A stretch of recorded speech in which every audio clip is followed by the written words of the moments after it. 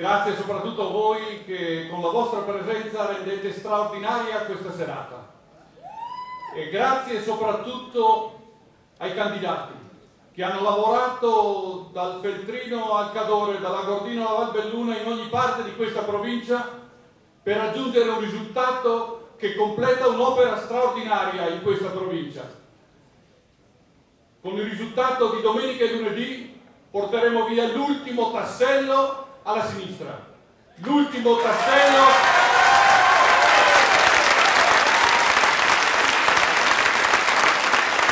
è il momento dell'ultimo sforzo, è il momento dell'ultima ricerca dei voti, perché non dobbiamo nulla di scontato.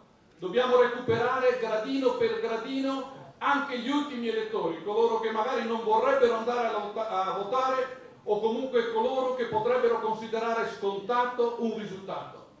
Uno dei cartelli che non ha citato questa sera il prossimo presidente della provincia Bottacini è quello dei 136 milioni sulle strade dell'amministrazione Reolon contro i 50 dell'amministrazione De Bona di prima.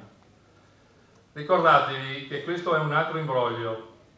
136 milioni di euro sono comprensivi di quelli che ha messo lo Stato e la Regione su Colle Cavaliere su altre iniziative.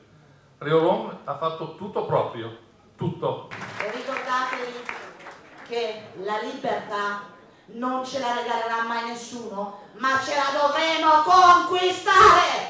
Viva la Lega! Viva Bottacini, Presidente della provincia di Belluno! Viva Umberto Bossi! Quello che hai dato agli alleati e soprattutto ai cittadini la devi mantenere, non è che una mattina ti svegli impazzito e te apri e puoi costruire la basilica dei musulmani, no.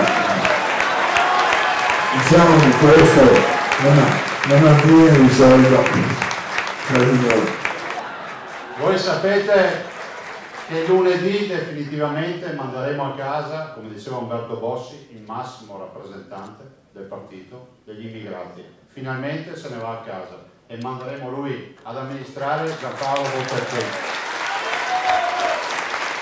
Che quando c'è un posto di lavoro libero, prima lo dobbiamo riconoscere a un bellunese e poi a quelli del resto del mondo.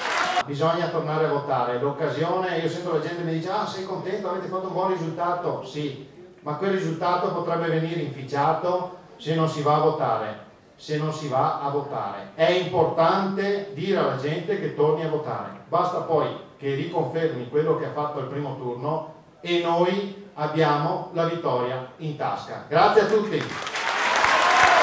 Bottacini! Bottacini!